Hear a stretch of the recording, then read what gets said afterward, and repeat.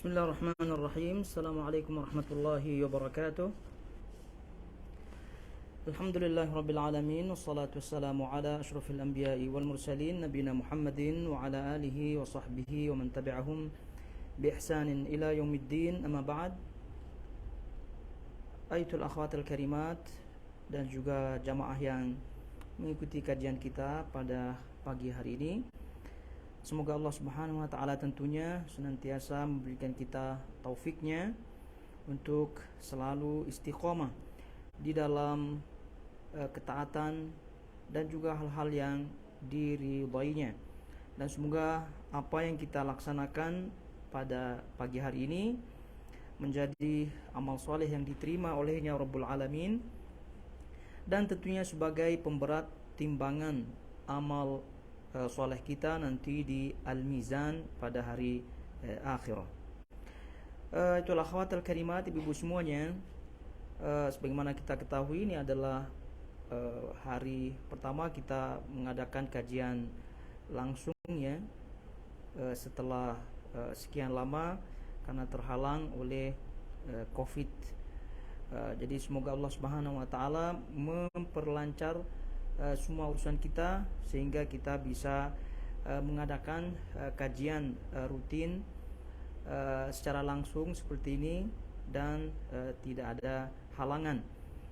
Oleh itu akhwatul karimat, ibu-ibu semuanya, hendaknya masing-masing kita memperbaiki niat tentunya untuk menghadiri kajian-kajian seperti ini, karena tidak lain kajian-kajian seperti ini untuk menambah kita punya wawasan dan juga untuk menambah kita punya ilmu sebagai bekal dalam mengarungi kehidupan ini selama hayat di kandung badan tentunya.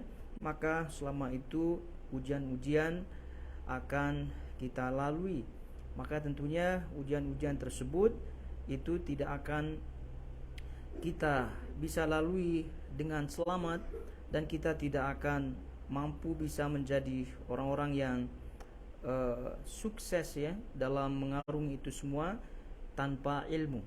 Oleh itu betapa pentingnya ilmu di dalam kehidupan kita. Jadi sering kita diingatkan, selama masih ada kesempatan, selama masih ada kesehatan, selama itu bertekadlah kita untuk meluangkan waktu kita menuntut ilmu. Jadi kalau tidak bisa seperti ini secara langsung, maka ikuti kajian secara tidak langsung, artinya secara online, atau mungkin mengikuti kajian-kajian yang sudah di-record, sudah sudah ada di YouTube dan media sosial lainnya. Taib. Jadi oleh itu sekali lagi itulah akhwatul karimat, ibu-ibu semuanya, saya ucapkan ahlan wa marhaban, sebagaimana kata Nabi alaihi salatu wassalam menyebutkan kepada para penuntut ilmu, yaitu marhaban bi talibil ilmi, selamat datang bagi para penuntut ilmu. Jadi walaupun kita mendengar kajian atau mengikuti kajian dalam frekuensi yang tidak lama sebagaimana halnya para penuntut ilmu yang lainnya, namun semoga Allah Subhanahu wa taala memasukkan kita ke dalam penuntut-penuntut ilmunya yang tentunya mendapatkan janji-janjinya yang begitu banyak sekali, dari doa yang ditujukan kepada para penuntut ilmu oleh makhluk-makhluk yang lainnya, kemudian tentunya dari kemudahan menuju surganya, dan juga yang lain-lain daripada keutamaan-keutamaan dalam menuntut ilmu. Ini tentunya kita ingatkan supaya tekad kuat kita dalam melangkah menuju tempat-tempat menuntut ilmu itu semakin kokoh, semakin kuat, dan tentunya tidak tergoyahkan oleh fitnah-fitnah yang ada di samping kanan, samping kiri, depan, belakang, yang ada di sekitaran kita. Karena betapa banyak orang-orang yang ada kesempatan, ada kesehatan, ada luang waktunya, namun tidak diberikan taufik oleh Allah Subhanahu wa taala untuk tergerak hatinya untuk melangkah ke tempat-tempat yang ada di situ bahasan-bahasan ilmu syar'i. Karena ini sekali lagi bentuk taufik dari Allah Subhanahu wa taala. Taib baitul akhwatul karimat, ibu-ibu semuanya. Jadi sebagaimana kita maklumi bersama, kajian kita, majlis kita yaitu majlis Las Roses ya, walaupun tempatnya sudah sekian lama ditinggalkan, namun tempatnya itu masih sebagai nama halakoh atau kajian ibu-ibu, yaitu Las Roses, walaupun sudah tempatnya sekarang di Izgowa ya.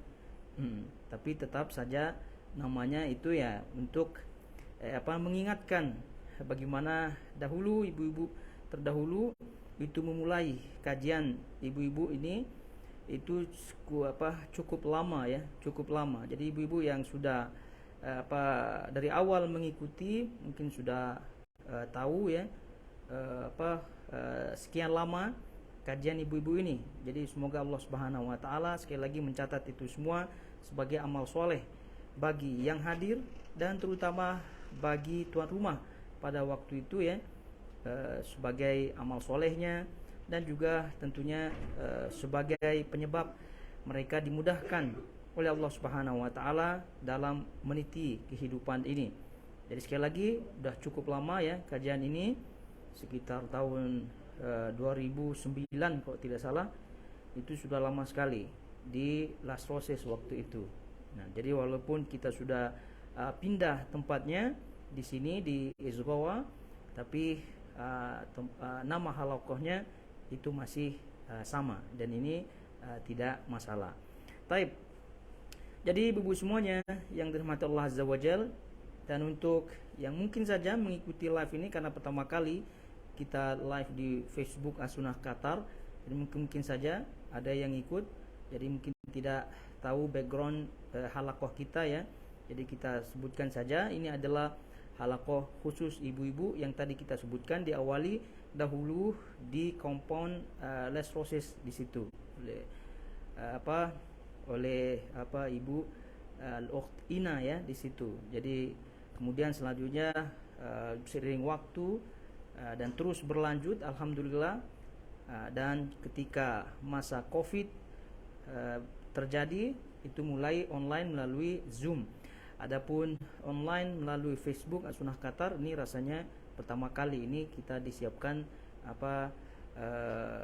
sarananya, dan jazakallahu khair yang telah mempersiapkan sarananya, dan ini tentunya sebagai faedah untuk kita semua. Jadi ini background kajian kita bagi yang mungkin saja ikut kajian live dari Facebook As-Sunnah Qatar, namun tidak pernah mengikuti kajian kita Las Roses yang ada di sini. Jadi inilah dia backgroundnya, dan sekarang tadi kita sebutkan ini adalah hari pertama kita mulai kajian offline ya, yang langsung, dan di tempatnya di sini adalah di Izgowa. Dan sekali lagi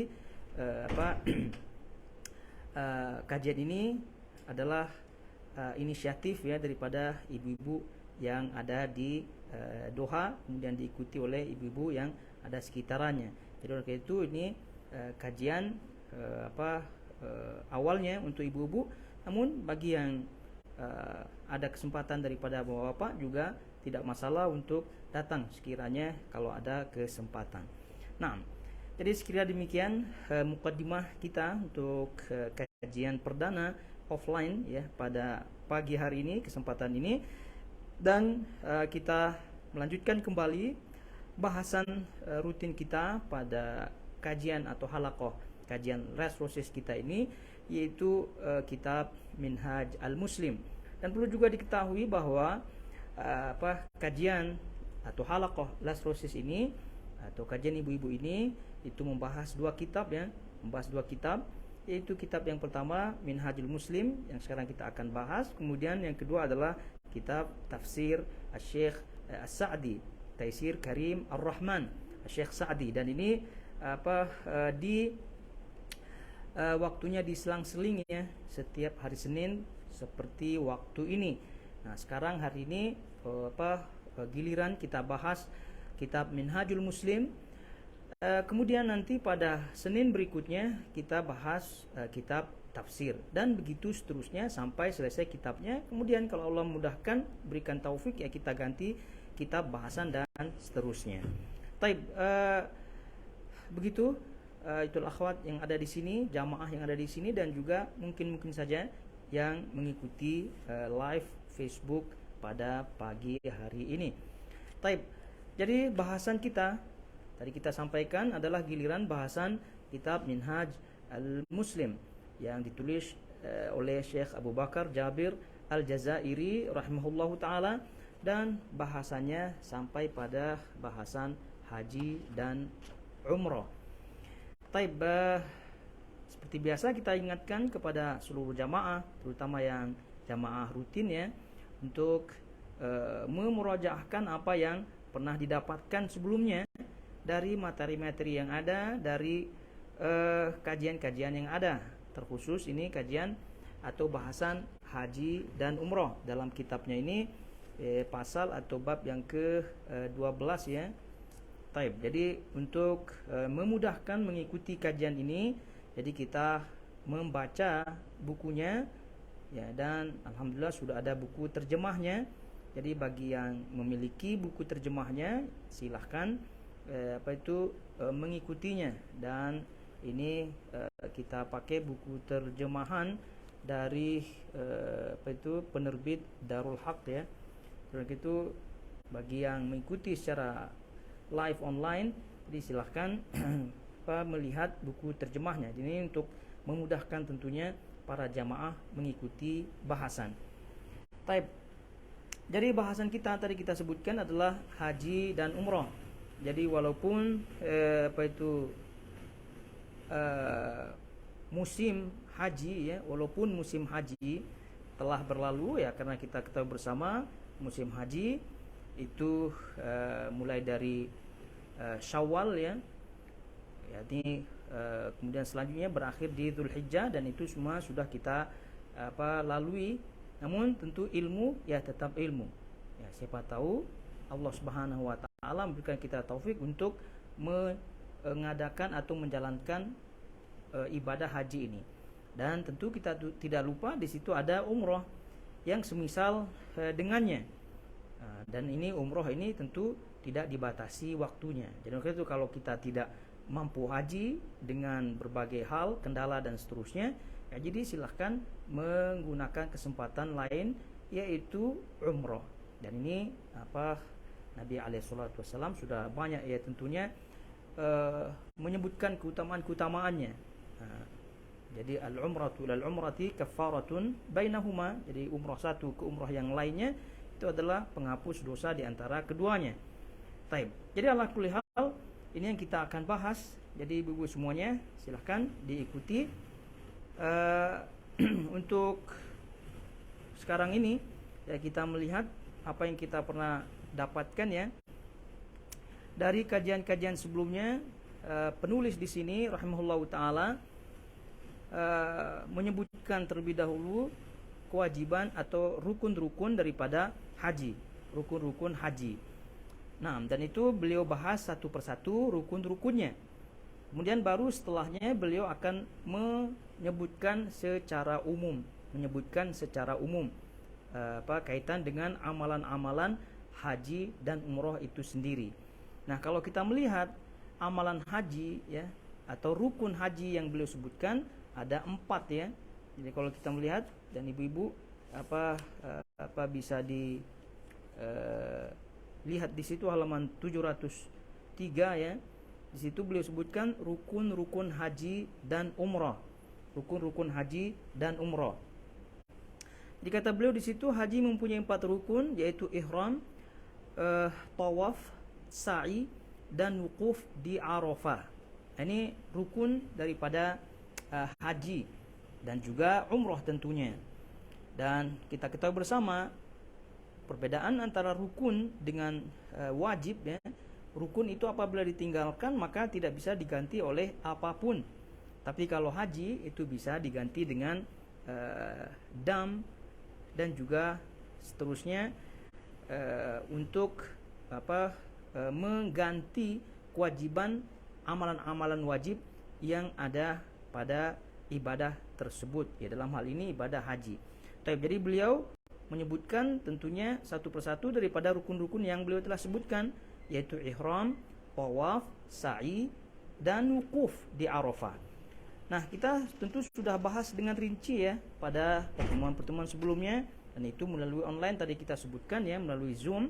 Jadi silahkan, mungkin saja ada recordingnya, atau bisa saja dibaca secara langsung bukunya, atau bisa juga diikuti kajian-kajian lain, dan itu banyak sekali dari ustadz-ustadz yang ada, atau mungkin bagi yang memahami bahasa Arab, dan itu tentu lebih afdal, lebih utama untuk mengikuti kajian masyayikh dan juga membaca kitab-kitab manasik yang disebutkan oleh para ulama. Jadi katanya tadi kita sebutkan ihram sudah kita lalui, tawaf, sa'i, dan wukuf di Arafah. Dan ini yang terakhir ya dari yang beliau sebutkan di sini,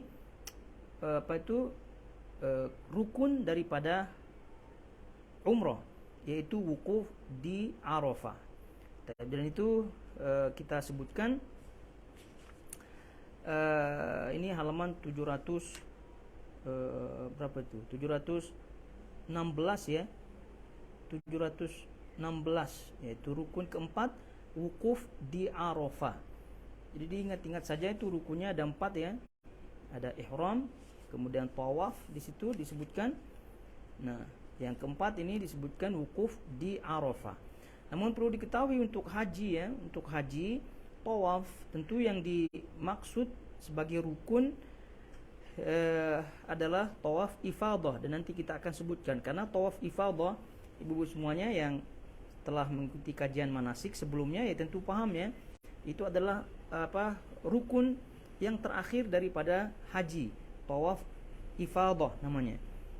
Yaitu tawaf ifadah ini dilakukan atau diamalkan setelah wukuf di Arafah. Setelah wukuf di Arafah, itu tidak sah.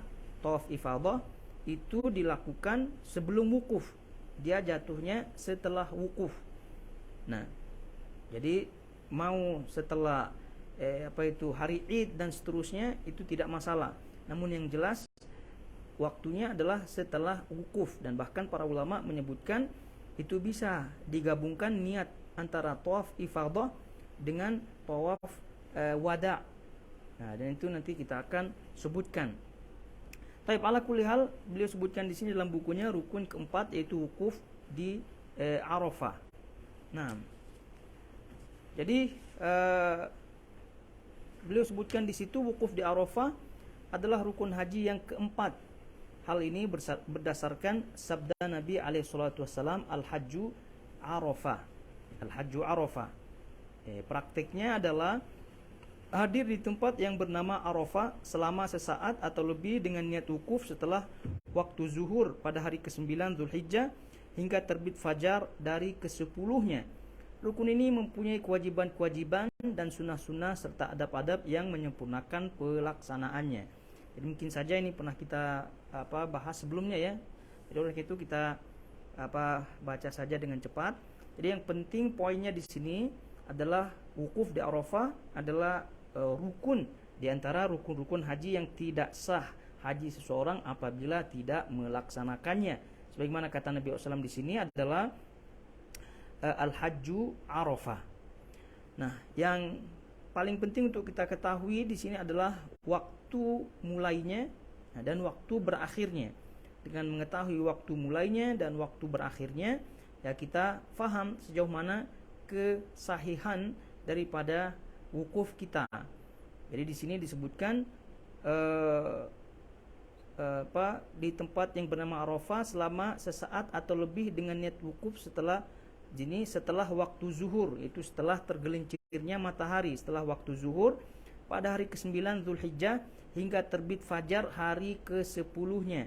Maknanya dari zuhur ya, tanggal 9 Zulhijjah sampai terbit fajar tanggal 10 Zulhijjah itu adalah waktu bolehnya wukuf. Sehingga bagi mereka yang walaupun sesaat, walaupun lewat saja di wukuf tempat kawasan wukuf ini, itu maka sah. Tapi apabila dia sampai di tempat wukuf tersebut setelah fajar hari ke-10, maka tentu wukufnya tidak sah. Itu yang paling penting.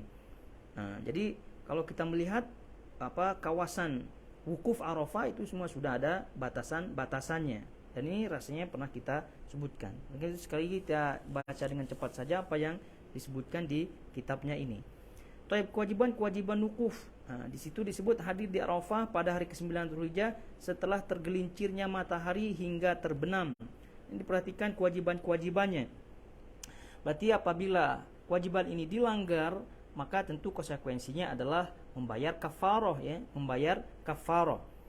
Nah, dan ini pernah kita sebutkan sebelumnya. Jadi hadir di Arafah, pergi ya, hadir di Arafah itu hari ke-9 Dzulhijjah kapan? Setelah tergelincirnya matahari hingga terbenam, yaitu kira-kira ya waktu zuhur. Nah, bagaimana kalau dia pagi-pagi sudah datang di situ? Maka ini menyelisihi yang ada, menyelisihi kewajibannya. Berarti dia harus membayar kafaroh.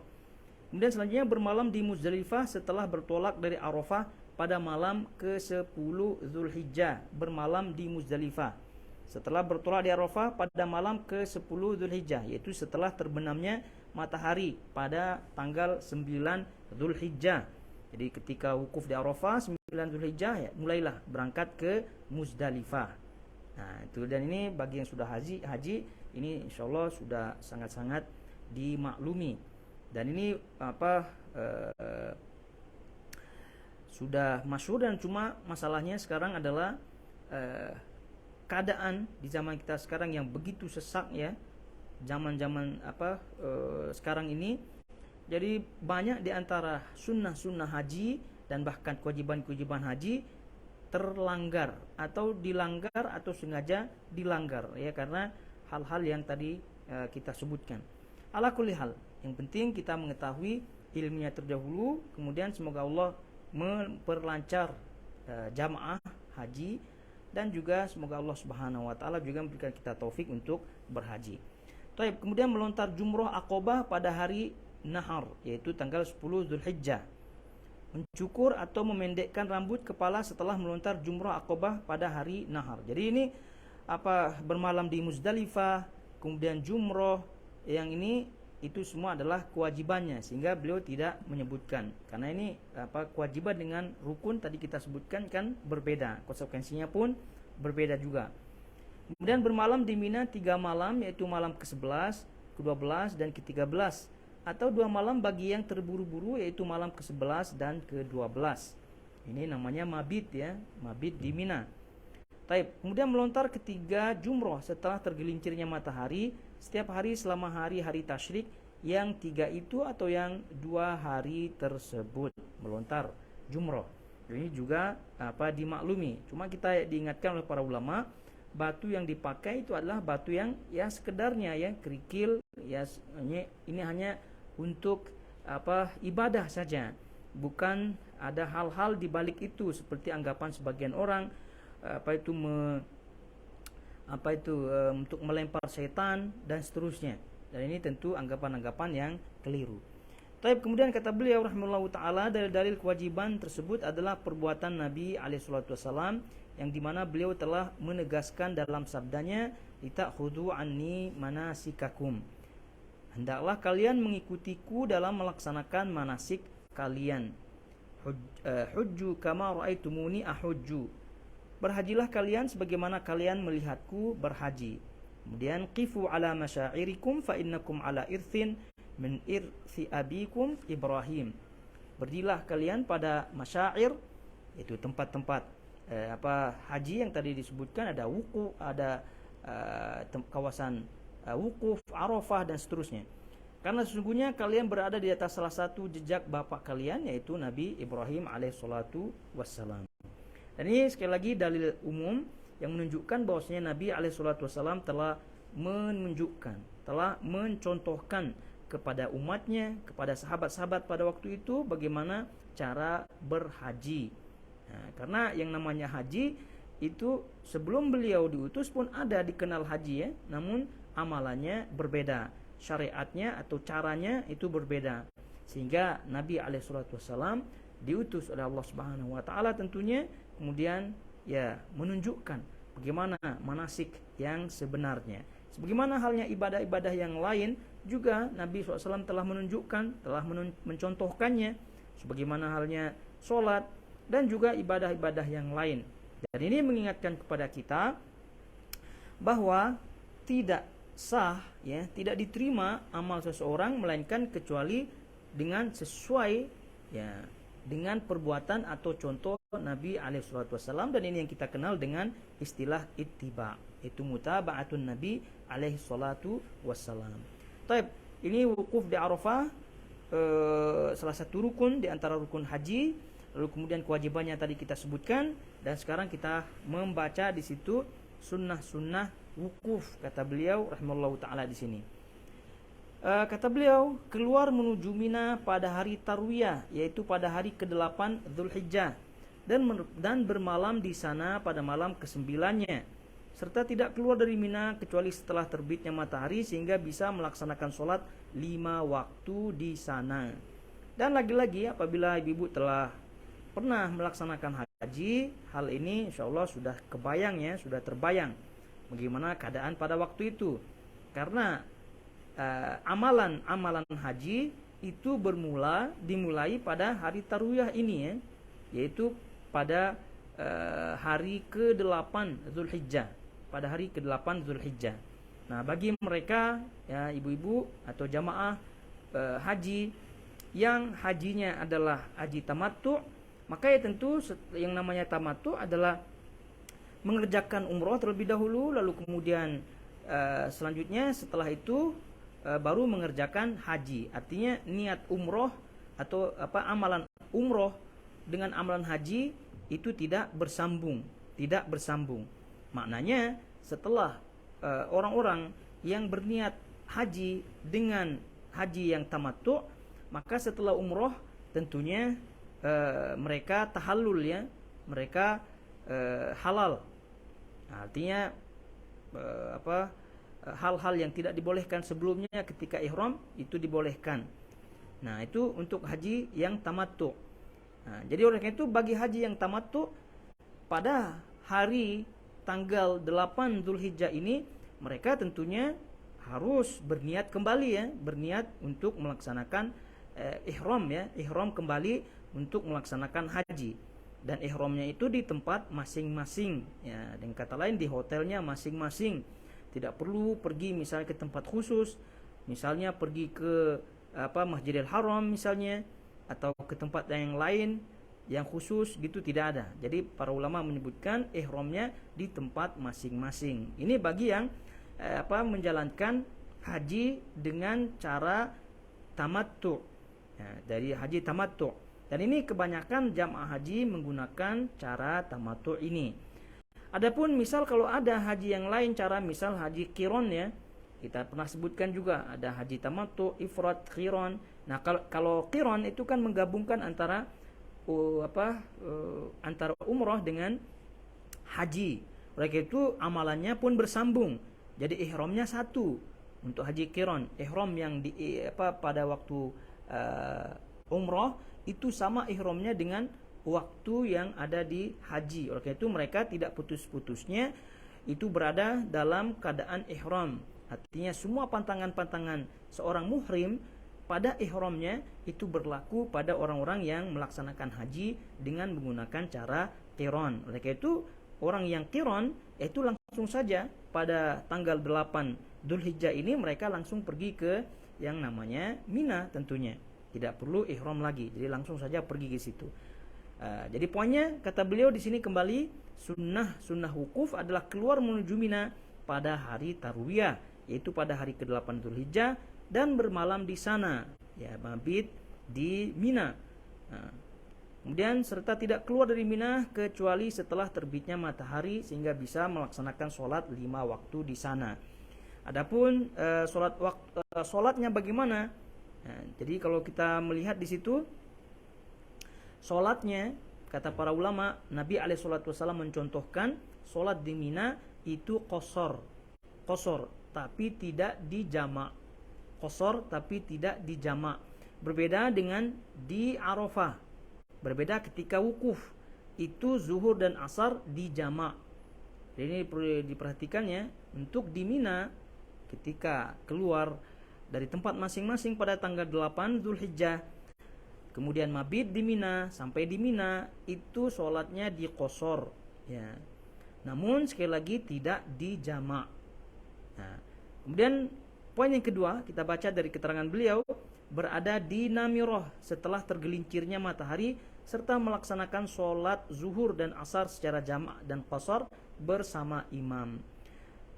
Taib. Berada di Namirah setelah tergelincirnya matahari serta melaksanakan sholat zuhur dan asar secara jamaah dan qasar. Ini tentunya setelah bergerak dari Mina ya menuju Namirah. Nah, dan ini Namirah masyhur sekali, di situ ada masjid Namirah di situ. Kemudian khutbah di situ, dan apabila kita melihat secara live amalan haji, kita melihat di TV, ya itulah tempatnya Namirah di situ. Nah, ini kata beliau setelah tergelincirnya matahari serta melaksanakan sholat zuhur dan asar secara jamak dan qasar bersama imam, yaitu berjamaah di situ. Ini tentu perbedaan tadi kita sebutkan antara Mina. Kemudian selanjutnya mendatangi tempat wukuf di Arafah. Nah, ini keterangan beliau mendatangi tempat wukuf di Arafah itu menandakan bahwasanya Namirah itu bukan tempat wukuf ya. Namirah itu bukan tempat wukuf, bukan Arafah, bukan Arafah. Jadi Arafah itu adalah suatu kawasan yang ma'ruf ya, dan itu sudah ditandai oleh pemerintah setempat. Namun poinnya di sini kawasan Namirah ini itu tidak termasuk kawasan wukuf, karena kata di sini poin yang ketiga, mendatangi tempat wukuf di Arafah setelah melaksanakan sholat zuhur dan asar bersama imam, yang dilanjutkan dengan wukuf sambil terus berzikir dan berdoa hingga terbenamnya matahari. Nah, ini baru setelah ini adalah amalan wukuf. Kemudian selanjutnya menunda pelaksanaan sholat maghrib hingga mencapai Muzdalifah, lalu sholat maghrib dan isya secara jamak takhir, yang kita ketahui bersama ada jamak takdim, ada jamak takhir tentunya di dalam sholat. Dan ini jamaknya adalah jamak takhir karena memang mengakhirkan sholat maghrib ke sholat isya, dan ini berlaku ketika sampai di Muzdalifah. Kemudian wukuf dengan posisi menghadap kiblat sambil berzikir dan berdoa di Masy'aril Haram, Bukit Quza hingga fajar menyingsing. Ini kalau mampu ya tentunya ya, kalau mampu, yaitu menghadap kiblat, kemudian berzikir dan berdoa di Masy'aril Haram. Ada bukit itu yang bukit Arafah ya. Ini yang namanya di situ Bukit Arafah ya. Kalau mampu sambil menghadap kiblat dan menghadap di sana, ya tentu itu lebih utama. Tapi kalau tidak mampu karena tadi kita sebutkan banyak orang dan seterusnya, ya minimal menghadap kiblat walaupun membelakangi bukit ini. Adapun sebagaimana amalan-amalan orang-orang yang pergi berkumpul ke bukit tersebut kemudian dianggapnya memiliki keutamaan-keutamaan tertentu, ya tentu ini keliru. Nah, adapun yang sunnahnya seperti yang disebutkan menghadap kiblat dan menghadap ke bukit tersebut kalau mampu bersamaan. Tapi kalau tidak ya menghadap kiblat saja. Nah. Kemudian selanjutnya berurutan dalam melaksanakan melontar jumrah aqabah, menyembelih, mencukur dan tawaf ifadah. Ini kalau mampu ya. Kalau mampu. Dan perihal amalan yang tadi disebutkan jumrah aqabah, menyembelih, mencukur, tawaf ifadah, ini Nabi SAW memperbolehkannya untuk tidak berurutan ya, melontar jumrah misalnya menyembelih dulu, nah, atau tawaf ifadah dulu, itu tak masalah. Namun sebaik-baiknya tentunya kalau ada mampu dan juga kesempatan ada, itu hendaknya berurutan jumrah aqabah, menyembelih, mencukur dan tawaf ifadah. Nah, tadi kita sebutkan tawaf ifadah ini adalah termasuk bagian daripada rukun haji yang dilaksanakan setelah wukuf di Arafah. Adapun tempatnya ataupun waktunya ya silahkan sesuaikan dengan keadaan pada waktu itu. Kemudian selanjutnya melaksanakan tawaf ifadah pada hari nahar sebelum terbenamnya matahari. Nah, ini tentu ya sebaik-baiknya. Tapi kalau sekira tawaf ifadahnya tidak mampu atau karena mungkin keadaan pada waktu itu, ya silahkan di waktu yang lain. Yang intinya selama masih waktu-waktu pelaksanaan ibadah haji. Dan bahkan tadi disebutkan, para ulama menyebutkan dibolehkan untuk menggabungkan niatnya. Kalau sekira misalnya sudah mepet ya, tawaf ifadah belum, lalu kemudian mau tawaf wada gitu kan, nah, itu bisa digabungkan niatnya tawaf ifadah dan itu sekaligus tawaf ifadah. Namun perlu di tawaf. Namun perlu diperhatikan kalau niatnya tawaf wada saja, kemudian tidak ada tidak berniat tawaf ifadah, maka tentu tidak termasuk tawaf ifadahnya. Tapi kalau berniat tawaf ifadah, nah kemudian dilaksanakan pada saat terakhir ya, pada saat akhir-akhir dia berada di Mekah, maka itu sudah termasuk tawaf wada. Nah, baik. Itu dia untuk sunnah-sunnah wukuf, dan ini tentunya hendaknya bagi jamaah haji untuk memperhatikannya, karena ini tentu termasuk tambahan nilai pahala tentunya. Di samping telah tadi melaksanakan rukunnya, wajibnya, ini adalah tambahan pahala karena mengikuti sunnah Nabi SAW. Namun tadi kita sebutkan keadaan itu juga berpengaruh. Ya, kalau sekira keadaannya tidak memungkinkan dan pengennya mengikuti sunnah Nabi tapi tidak bisa, ya semoga saja itu tertulis sebagai niat amal solehnya. Nah, kemudian selanjutnya adalah adab-adab wukuf. Adab-adab wukuf. Jadi adab-adabnya di sini ya tentu ini juga bagian yang dianjurkannya, bagian dianjurkan, bagian-bagian amalan-amalan yang dianjurkan. Tapi lagi-lagi sekira kalau tidak bisa, dan kalau kita melihat apa yang beliau sebutkan, ini banyak yang tidak bisa dilaksanakan khususnya di zaman kita sekarang. Kenapa? Karena zahmah ya, karena banyaknya orang, karena ramainya orang. Nah, sehingga banyak di antara adab-adab yang beliau sebutkan di sini mungkin di zaman kita sangat-sangat sulit ya. Baik. Kita baca saja di situ dan diperhatikan halaman 718 ya. Kata beliau adab-adab wukuf. Nah, bertolak dari Mina pada pagi hari ke-9 menuju Namirah dengan melalui jalur Dhab sebagaimana yang dilakukan Nabi SAW. Ini jalur-jalur yang masyhur sebenarnya ya.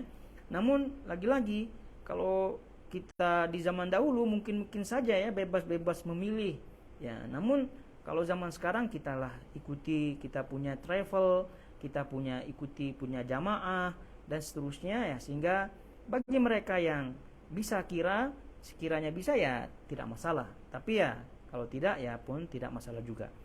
Kemudian mandi sebelum tergelincirnya matahari untuk wukuf di Arafah. Hal ini disyariatkan termasuk bagi wanita yang sedang haid dan nifas. Ya kalau sekira tempat mandinya tersedia ya. Kalau sekira di kawasannya di situ ada tempat mandi dan seterusnya, ya tak masalah. Tapi kalau tidak ada, lalu kemudian juga mungkin saja kalaupun ada itu sangat-sangat terbatas pun tak masalah. Jadi sekali lagi ini adab-adab yang dianjurkan. Tapi tadi melihat keadaan. Nah, kemudian wukuf di tempat wukufnya Rasulullah di batu cadas yang besar yang terhampar di bawah Bukit Rahmat yang berada di tengah-tengah Arafah. Ya tentu ini tempat wukufnya Nabi SAW. Nah, tadi kita disebut adab-adabnya, tapi tidak disebut sebagai sunnah ya, tidak disebut sebagai sunnah. Ini sebagai adab-adabnya saja, dianjurkan kalau bisa.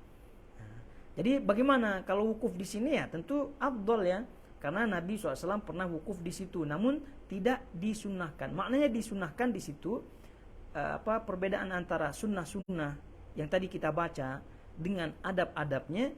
Itu kalau sunnah-sunnahnya sudah jelas dalilnya ya, sudah jelas dalilnya. Tapi kalau adab-adab itu hanya sekedar anjuran-anjuran yang disebutkan oleh para ulama berdasarkan ijtihad beliau mereka, ya tentunya juga melihat keadaan-keadaan pada waktu itu, pada waktu Nabi alaihi salatu wasallam melaksanakan ibadah haji. Karena kalau disebut sunnah itu perlu ada dalilnya. Kemudian wukufnya Nabi alaihi salatu wasallam karena tidak disebutkan oleh beliau secara lisan, ya kalau misal disebutkan secara lisan bahwa tempat beliau wukuf di di Bukit Rahmat atau di bawah Bukit Rahmat ini adalah ada memiliki keutamaan dan beliau menyebutkan hal itu, maka itu kita sebutkan sunnah. Tapi karena hanya beliau duduk dan tidak disebutkan keterangannya kenapa beliau memilih di situ, mungkin saja beliau memilih di situ karena tempatnya lebih nyaman di situ, atau mungkin wallahu alam, kita tidak mengetahui apa yang menyebabkan Nabi SAW memilih tempat itu. Oleh karena itu para ulama menyebutkan ya bagian daripada adab-adabnya saja, tidak disebutkan sebagai amal-amalan sunnah. Dan ini sekali lagi melihat keadaan juga, dan ini banyak diantara orang-orang yang memaksakan diri untuk wukuf di bawah Bukit Rahmat tadi, padahal tidak ada keutamaan khusus yang disebutkan oleh Nabi alaihi salatu wasallam, kecuali beliau pernah ada di situ saja. Nah, kemudian selanjutnya keempat, banyak berzikir dan berdoa sambil menghadap kiblat di tempat wukuf hingga terbenamnya matahari. Dan ini tentu bagian daripada adabnya dan juga termasuk sunnah, karena di situ adalah tempat mustajabnya doa, dan Allah Subhanahu wa taala berbangga kepada makhluknya atas orang-orang yang wukuf pada waktu itu. Kemudian selanjutnya bertolak dari Arafah melalui jalur Ma'zimain, bukan jalur Dhab yang dilalui saat kedatangan, karena di antara petunjuk Rasulullah adalah datang melalui satu jalur dan pergi melalui jalur yang lain. Ini namanya kawasannya tadi Dhab, kemudian Ma'zimain. Inilah kawasan yang berlawanan. Mereka itu datang dari jalur yang Dhab tadi disebutkan, kemudian balik atau bertolak menuju Muzdalifah itu di jalur yang lain, karena memang Nabi alaihi salatu wasallam suka melewati atau datang dari jalur yang lain dan pulang daripada jalur yang lain. Begitu halnya juga yang kita ketahui daripada kalau pergi sholat Id, ya, itu pergi melalui jalur lain, datang melalui jalur lain. Dan ini tentu adab-adabnya. Namun lagi-lagi hal-hal seperti ini ya sepertinya agak susah. Ya, di zaman kita, khususnya zaman sekarang. Karena untuk memilih sesuai dengan adab-adab yang disebutkan dan juga memilih bagaimana sunnah Nabi SAW itu agak susah. Ya, kecuali yang dirahmati Allah Subhanahu wa taala, kecuali yang dimudahkan oleh Allah Subhanahu wa taala tentunya. Tapi kemudian kata beliau, tenang dan tidak tergesa-gesa dalam berjalan. Hal ini berdasarkan sabda Nabi SAW, ya ayuhan nas alaikum bis sakinah fa innal birra laisa bil idha. Hai manusia, hendaklah kalian tenang karena kebaikan itu bukan dengan tergesa-gesa. Nah, lagi-lagi hal ini pun dilihat keadaannya. Dan ini adab-adab sebagai adab tentunya. Namun ya namanya orang ramai, ya, jutaan orang di tempat yang sama pada waktu itu, ya. Khususnya di zaman kita sekarang jutaan, ya. Mungkin 2 juta, mungkin 3 juta di situ, ya. Yang resmi sekitar 2 jutaan, mungkin saja yang tidak resmi masuk di situ, jadi mungkin 3 jutaan lebih manusia di situ. Ya, sehingga fattaqullah mastata'tum, ya. Kita tentu bertakwa kepada Allah, berusaha semaksimal mungkin, tentu semampunya. Kemudian banyak membaca talbiyah di perjalanan menuju Mina, Arafah, Muzdalifah, dan Mina lagi hingga melontar jumroh Aqabah. Talbiyah, labbaik Allahumma labbaik. Dan ini adalah adabnya dan sekaligus sebagai sunnahnya kita terus bertalbiyah, karena memang ini adalah waktu-waktu untuk bertalbiyah, menyebutkan kebesaran Allah Subhanahu wa taala. Ya, walaupun di tempat-tempat lain, di waktu-waktu lain juga kita bertakbir, bertahmid, zikir kepada Allah Subhanahu wa taala. Namun pada waktu ini ya tentu istimewa sekali, ya Ibu semuanya, istimewa sekali. di mana pada waktu itu semua datang dengan satu niat, walaupun mereka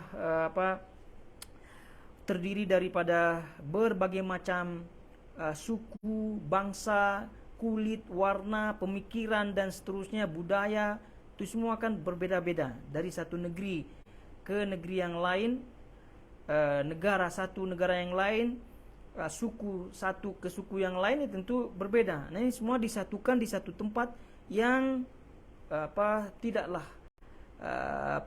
begitu luas ya. Artinya tidaklah satu negeri, ini satu kawasan Arafah, kemudian juga Muzdalifah di situ. Nah, kemudian dengan satu niat di situ untuk beribadah kepada Allah Subhanahu wa taala. Tentu ini adalah suatu keistimewaan yang luar biasa. Sehingga tidak heran pada waktu itu juga Allah Subhanahu wa taala membanggakan manusia yang hadir pada waktu itu. Kemudian mengambil 7 kerikil dari Muzdalifah untuk melontar jumroh Aqobah. Ya, namanya disebut kerikil ya, bukan batu-batu besar, dan tadi sudah kita isyaratkan. Ini adalah semata-mata ibadah kepada Allah Subhanahu wa taala, tidak ada niatan-niatan yang lain yang tadi kita sebutkan untuk melempar setan, jin dan seterusnya. Ini sama sekali tidak ada contohnya. Kemudian beranjak dari Muzdalifah setelah fajar menyingsing dan sebelum terbitnya matahari. Sebelum terbitnya matahari. Ini beliau sebutkan karena yang namanya wukuf ini adalah satu kesatuan dengan Muzdalifah, kemudian pergi ke Mina lagi, karena tadi kita sebutkan kan di awal dari Mina, kemudian ke Arafah, wukuf di situ, ke Muzdalifah, kemudian balik lagi ke Mina. Nah, jadi karena itu ini satu kesatuan. Namun tadi kita sebutkan ada yang bentuknya dimasukkan ke dalam rukun, yang itu tidak sah haji apabila ditinggalkan. Ada bentuknya kewajiban yang apabila ditinggalkan dengan sengaja maka itu perlu ada kafarah. Tapi kalau ditinggalkan tidak dengan sengaja atau mungkin lupa atau mungkin jahil, maka ini kata para ulama gugur, itu tidak perlu kafarah. Taib, kemudian kata beliau mengucapkan Allahu Akbar pada setiap lontaran kerikil, yaitu melempar kerikil-kerikil tersebut. Dan ini dah di zaman kita sekarang, karena sudah ramai orang, jadi juga pemerintah Saudi sudah begitu bagus ya untuk mempersiapkan lontaran-lontaran tersebut, dan bahkan itu juga dipersiapkan ya kerikil-kerikilnya di situ dengan tempatnya yang cukup istimewa, tempat-tempatnya. Jadi tidak perlu lagi untuk capek-capek ya untuk mencari kerikil kesana kemari gitu, habis-habis waktu mencari kerikil. Nah, sekarang alhamdulillah kerikilnya sudah disiapkan di situ. Jadi sangat mudah sekali. Ya, tinggal niatnya saja ya, diikhlaskan lillahi taala, karena pada waktu ini ya namanya syaitan juga bergerilya, syaitan juga bersemangat untuk menjatuhkan orang-orang tersebut, sehingga ibadahnya tidak diterima oleh Allah Subhanahu wa taala. Karena semakin besar nilai ibadah seseorang, maka semakin besar pula usaha syaitan untuk menghancurkan atau menggagalkan usaha orang tersebut dalam rangka meraih pahala daripada ibadah besar tersebut. Karena kita ketahui bersama, ibadah haji, ibadah umroh ini kan keutamanya luar biasa, penghapusan dosa. Ya, kalau udah penghapusan dosa, maka yaitu tentunya mengarahnya kepada surga Allah Subhanahu wa taala, dan itu tentu yang tidak diinginkan oleh syaitan. Jadi sekali lagi, semakin besar nilai ibadah yang dilakukan oleh seseorang, maka semakin besar pula usaha syaitan untuk menggagalkan. Nah, jadi untuk menggagalkan seorang mendapatkan nilai ibadah tersebut. Kemudian selanjutnya langsung menyembelih hadyu atau menyaksikan penyembelihannya dan mengucapkan Allahumma hadza minka wa ilaik, Allahumma taqabbal minni kama taqabbalta min Ibrahim khalilik. Ini tentu juga tidak memungkinkan ya untuk di zaman sekarang. Kalau zaman dulu mungkin ya, hadyu atau hewan sembelihannya yang dibawanya itu disembelihnya sendiri atau diwakilkan oleh orang lain, minimal dilihat gitu kan. Tapi kalau zaman sekarang ya karena memang tidak memungkinkan hal-hal seperti ini. Jadi oleh karena itu ya sudah disiapkan saja, ya sudah diyakini saja gitu, dan tentu memilih orang-orang yang thiqah dalam hal ini, orang-orang yang dipercayai. Karena betapa banyak orang-orang yang meraup keuntungannya dengan menghalalkan segala cara dalam hal-hal seperti ini. Dan kalau kita mendengar cerita-ceritanya, yaitu cukup banyak ya sindikat, banyak kelompok-kelompok tertentu ya yang menghalalkan segala cara dalam hal ini. Jadi dibilangnya hadyunya ini adalah hewan yang sesuai harganya ini gitu. Dibilang ke jamaah ini, inilah hadyunya, ya sudah disembelih. Dibilang ke jamaah yang ini juga. Jadi rupanya hadyunya atau hewannya itu saja. Namun karena orang-orangnya berbeda, jadi ya mana tahu orang-orang tersebut ini rupa-rupanya hewannya sudah disebutkan tadi untuk jamaah yang sebelumnya. Nah, ini adalah ya namanya juga akal-akalan orang yang tidak takut pada Allah Subhanahu wa taala, menghalalkan segala cara. Nah, namun ya tentu bagi jamaah haji ya kalau itu sudah dipercayai, kemudian apalagi melalui lembaga-lembaga terpercaya dari pemerintah dan seterusnya, maka ini tentu tidak masalah. Adapun misal kalau mereka tidak melaksanakan dengan benar, ya tentu ini adalah dosa mereka. Taib ala kulli hal seperti ini, melihat disembelih, kemudian juga memakan sebagaimana halnya poin ke-14 yang beliau sebutkan di sini, memakan bagian daripada hadyunya, karena Nabi memakan hati hewan kurbannya dan hadyunya, ini pun susah juga. Ya, ini pun susah juga di zaman sekarang.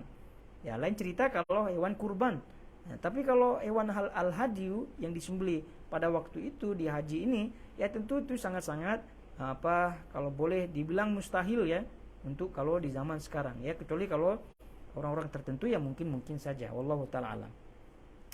Kemudian selanjutnya berjalan kaki menuju tempat pelontaran ketiga jumrah pada hari tasyrik ya, kalau dimampu.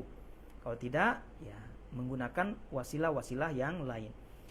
Kemudian mengucapkan Allahu Akbar pada setiap lontaran kerikil dan mengucapkan Allahumma ja'alhu hajjan mabruran wa sa'yan mashkuran wa dzamban maghfuran. Kemudian 17, berdiri untuk berdoa sambil menghadap kiblat setelah melontar jumrah pertama dan kedua tanpa yang ketiga, karena pada yang ketiga tidak disunahkan berdoa padanya, sebab Nabi SAW hanya melontarnya lalu beranjak.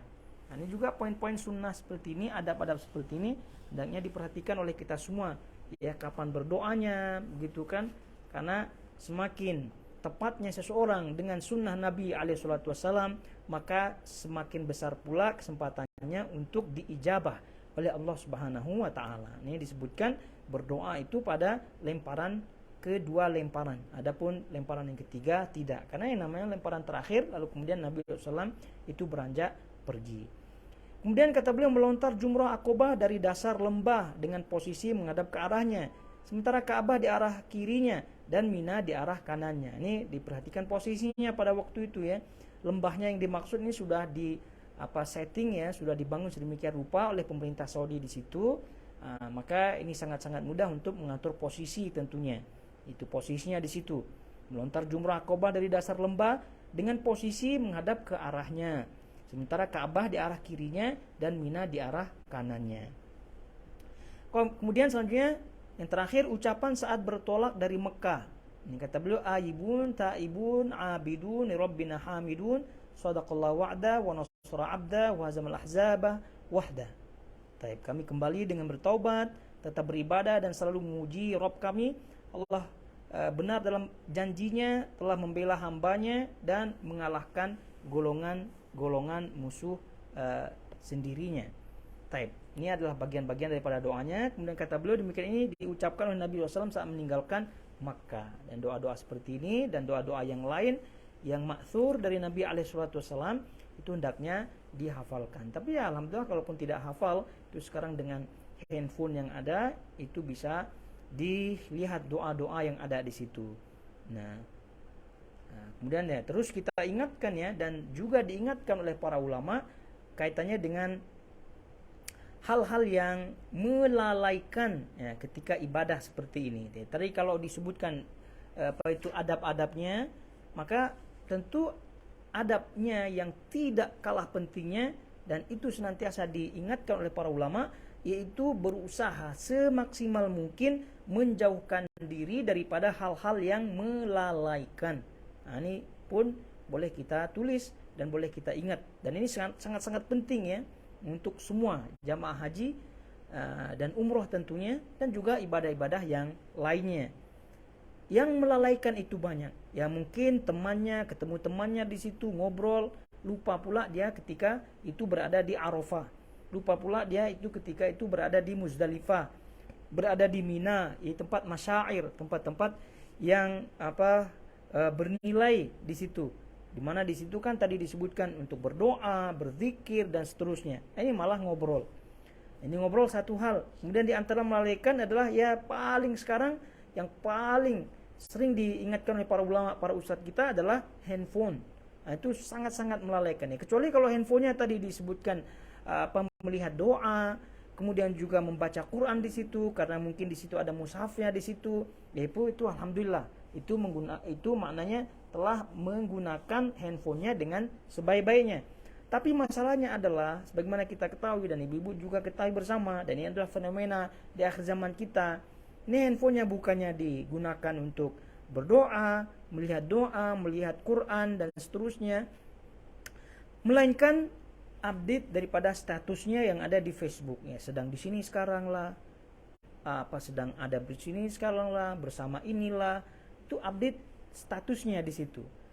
Kemudian ditambah lagi dengan foto sana, foto sini gitu.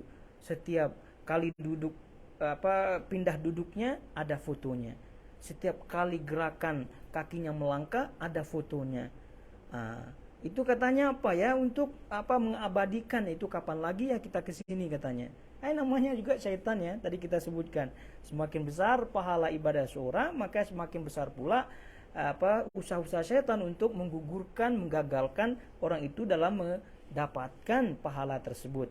Nah, seperti tadi fotonya, masya Allah niatnya rupanya seperti itu, untuk mengabadikan. Karena kapan lagi kita akan datang ke sini, sekali seumur hidup mungkin gitu kan. Akhirnya sibuk dengan foto, sibuk dengan ini dan itu. Nah, intinya adab yang tidak kalah pentingnya dari adab-adab yang lain yang tadi disebutkan adalah menjauhkan diri daripada hal-hal yang melalaikan. Apa saja jenisnya, hal-hal yang melalaikan. Karena sekarang kita fokus menghadap Allah Subhanahu wa taala, sebelum kelak kita dikumpulkan oleh Allah Subhanahu wa taala di mahsyar, bahasa kita di padang mahsyar. Maka ini adalah momen untuk mengingatkan kita. Jutaan orang dikumpulkan di satu tempat oleh Allah Subhanahu wa taala dengan pakaian yang sama, khususnya laki-laki ya, dengan pakaian ihramnya. Nah, itu hendaknya ditadaburi pada waktu itu. Nah, itulah, kalau begini saja kita kumpul dengan sekian juta orang, itu terasa sudah luar biasa banyaknya, sesaknya dan seterusnya. Dan juga kita dengan urusan masing-masing. Bagaimana nanti ketika kita dihadapkan oleh Allah Subhanahu wa taala di mahsyar, lalu kemudian kita dinampakkan oleh Allah Subhanahu wa taala kita punya amalan, ya tentu kita akan sangat-sangat bersedih apabila rupa-rupanya amalan yang kita lakukan, yang konon di dunia kita anggap itu sebagai pengorbanan, rupa-rupanya tidak dianggap oleh Allah Subhanahu wa taala. Rupa-rupanya tidak dicatat oleh Allah Subhanahu wa taala. Rupa-rupanya hasilnya nol, kosong, melompong. Itu naudzubillah min dzalik. Yaitu betapa tidak dianggap sebagai pengorbanan yang besar. Karena haji luar biasa biayanya. Karena haji luar biasa panjang menunggunya. Kalau bahkan sekarang di negeri kita mungkin sampai ada 30 tahun ya, 30 tahun nunggunya kalau haji yang normal. Nah, kalau haji yang plus katanya itu jangka nunggunya tidaklah panjang, tapi lumayan panjang katanya, sampai 5 tahun kalau yang plus. Tapi biayanya ratusan juta rupiah ya, ratusan juta, ya sekian ribu dolar. Itu pun masih menunggu juga. Udah puluhan dolar masih menunggu juga. Rupanya ada yang lebih mahal lagi, yang namanya haji foroda namanya. Boleh, bisa berangkat secara langsung, tapi rupa-rupanya harganya sekian mahal. Nah, itu menunjukkan pengorbanan kan besar sekali. Pengorbanan materi lah, pengorbanan waktu lah, dan seterusnya, tenaga dan seterusnya. Nah, rupa-rupanya itu pengorbanan yang kita anggap luar biasa pada waktu itu nauzubillah tidak dianggap oleh Allah Subhanahu wa taala, kan luar biasa sedihnya. Gitu kan? Nah, oleh karena itu Mari kita sama-sama tentunya untuk mempelajari manasik ini, baik dari rukunnya, baik daripada hal-hal yang sunnah, baik daripada hal-hal yang wajib tadi di antara yang tadi kita sebutkan, menjauhkan daripada hal-hal yang melalaikan, itu dalam rangka jangan sampai amalan yang kita korban luar biasa tidak diterima oleh Allah Subhanahu wa taala. Taib, itulah khawatul karimat ibu-ibu semua yang dirahmati Allah Azza wa Jalla. Selanjutnya kita baca ya, adalah keterangan tentang tertahan, yaitu ihsar, tertahan. Jadi apa maksudnya tertahan di sini? Yakni terhalangi untuk memasuki Makkah atau wukuf di Arafah, baik itu karena ada musuh, karena sakit atau halangan-halangan lainnya yang tidak bisa dihindari. Bagi yang tertahan, wajib menyembelih seekor domba atau sapi atau unta di tempat tertahannya, atau mengirimkannya ke Mekah jika memungkinkan. Lalu bertahalul dan ihram. Hal ini berdasarkan firman Allah Subhanahu wa taala, fa in uhsirtum famastaysara minal hadi. Nah, jika kalian terkepung, terhalang oleh musuh atau karena sakit, maka sembelihlah kurban yang mudah didapat. Taib. Jadi tentu itulah khawatir karimat ibu-ibu semua yang dirahmati Allah Azza wa Jalla, ihsar yang dimaksud di sini tertahan dan tidak bisa lagi melanjutkan ibadah haji atau umrohnya. Jadi setelah dia ihram ya, lalu kemudian tertahan, tadi disebutkan mungkin ada musuh, ya sekarang ini tidak ada ya, atau mungkin dia sakit dan seterusnya, intinya tidak bisa melanjutkan kembali, maka ini yang namanya ihsar. Jadi kalau tidak mampu karena itu semua, maka tadi disebutkan itu menyembelih kafarohnya, menyembelih seekor domba atau sapi atau unta di tempat tertahannya. Namun tadi kita sebutkan, dan ini juga pernah kita isyaratkan pada pembahasan tentang ihram. Oleh karena itu ibu-ibu semuanya, misal ibu-ibu khawatir ya, atau jamaah haji umroh baik laki-laki maupun perempuan khawatir sekira dia tidak bisa melanjutkan kembali, maka tentu dalam ihramnya itu menyebutkan niatnya, fa in habasani habisun fa mahalli haitsu habastani. Jadi apabila ada hal-hal yang menahanku untuk melanjutkan ibadah haji atau ibadah umroh, maka tahallulku itu ada pada saat itu. Nah ini kalau mengucapkan niat seperti itu, maka apabila terjadi ihsar seperti ini, apabila terjadi tertahan, tidak mampu melanjutkan ibadah umrohnya atau ibadah hajinya, maka ini tidak berlaku kepadanya menyembelih seekor domba atau sapi atau unta yang disebutkan di sini.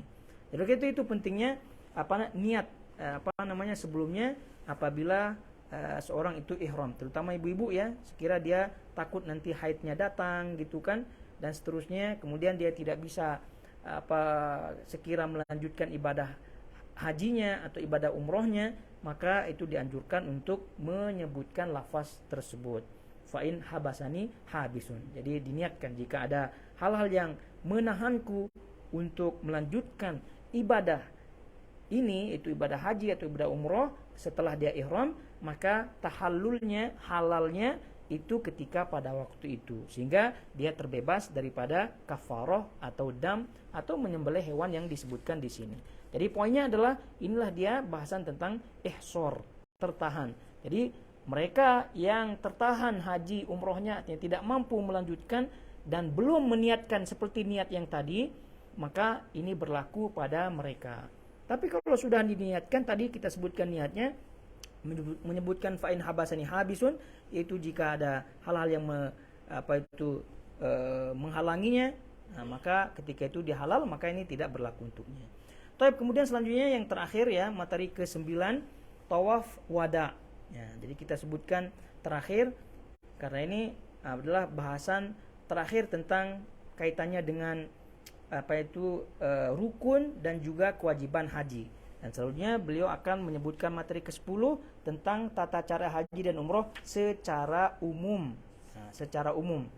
Ya, kalau tadi sebelum-sebelumnya secara rinci kaitannya dengan rukunnya, kaitannya dengan kewajibannya. Nah, materi setelahnya yaitu materi ke-10 mengingatkan secara umum ibadahnya dari awal sampai akhir yaitu secara umum mencakup di situ rukunnya, mencakup di situ kewajibannya, mencakup di situ sunnah-sunnahnya. Taib, jadi yang terakhir tadi kita sebutkan materi ke-9 tawaf wada. Kata beliau tawaf wada merupakan salah satu tawaf haji yang 3. Hukumnya wajib bagi yang meninggalkannya tanpa udzur diharuskan membayar dam. Jadi tawaf wada merupakan salah satu tawaf haji yang 3. Jadi maksudnya apa? Tawaf dalam haji kan memang 3 ya. Tawaf umroh. Jadi ketika haji kan itu datang ke Mekah itu kan tawaf dulu, umroh dulu tawaf. Nah, ada tawafnya di situ. Kemudian tawaf ifadah. Tawaf ifadah yang tadi kita sebutkan termasuk rukunnya. Lalu kemudian tawaf wada. Nah, itu disebutkan merupakan salah satu tawaf haji yang 3. Karena ketika melaksanakan haji itu 3 tawafnya yang tadi kita sebutkan. Hukumnya wajib bagi yang meninggalkannya tanpa udzur diharuskan membayar dam. Nah, itulah bedanya antara tawaf wada dengan tawaf ifadah tadi kita sebutkan. Tawaf ifadah itu wajib tentunya, yaitu tadi kita sebutkan setelah wukuf di Arafah. Nah, tawaf wada itu dilakukan di akhir kegiatannya sebelum meninggalkan Mekah. Bagi yang meninggalkannya tanpa udzur diharuskan membayar dam. Nah, sedangkan yang meninggalkannya karena udzur maka tidak wajib membayar dam. Nah, dan ini perbedaannya, ada udzur atau tidak ada udzur. Tawaf ini harus dikerjakan oleh yang melaksanakan haji ataupun umroh, yaitu ketika hendak kembali ke keluarganya, yakni setelah selesai pelaksanaan haji atau umroh dan saat mengakhiri masa tinggalnya di Mekah Al-Mukarramah. Ada yang menyebutkan tawaf wada pada haji itu hukumnya wajib, tawaf wada pada umroh hukumnya sunnah. Nah, untuk umroh hukumnya sunnah, maknanya tidak membayar dam. Ya tentu melaksanakannya tentu lebih aula, lebih afdol untuk jamaah umroh. Dan tadi kita sebutkan pelaksanaannya di akhir ya, di akhir kegiatan ketika mau pergi meninggalkan Mekah. Dan pula sudah tawaf wada tapi masih berada di situ, masih lama di situ, belanja dan seterusnya lama di situ, tentu ini tidak demikian. Kemudian kata beliau, jadi tawaf ini dilaksanakan di saat terakhir ketika hendak meninggalkan Mekah Al-Mukarramah, sehingga saat tawaf telah selesai maka dia tidak disibukkan lagi oleh hal lain, tapi langsung keluar daripada Mekah. Nah, jika ada keperluan untuk tinggal lebih lama, misalnya untuk jual beli atau lainnya, maka tawafnya diulang. Hal ini berdasarkan sabda Nabi sallallahu alaihi wasallam, la yanfiranna ahadukum hatta yakuna akhiru ahdihi bil bait. Janganlah ada tidak seorang pun di antara kalian, tidak ada seorang pun di antara kalian yang hendak bertolak meninggalkan Mekah sehingga yang terakhir dilakukannya adalah tawaf di Ka'bah. Maksudnya jangan sampai demikian, jangan sampai ada di antara kalian yang meninggalkan Mekah tanpa tawaf wada. Dan juga jangan sampai setelah tawaf ya, tadi disebutkan banyak melakukan kegiatan-kegiatan yang lain. Nah, jika melaksanakan kegiatan yang lain, ya tentu diulang tawafnya seperti kata beliau dalam keterangannya ini. Taib, itulah khawatir kalimat ibu semua yang dirahmati Allah Azza wa Jalla. Kemudian materi ke-10 tadi kita sebutkan tata cara haji dan umroh secara umum ya, setelah beliau merincikannya di awal rukunnya, kewajibannya, sunnah dan seterusnya. Maka materi ke-10 kita akan bahas, kita akan baca pada kesempatan berikutnya biidznillah taala. Maka dengan ini kita cukupkan, kita tutup dengan doa kafaratul majlis. Subhanakallahumma bihamdik asyhadu an la ilaha illa anta astaghfiruka wa atubu ilaik. Wassalamualaikum warahmatullahi wabarakatuh.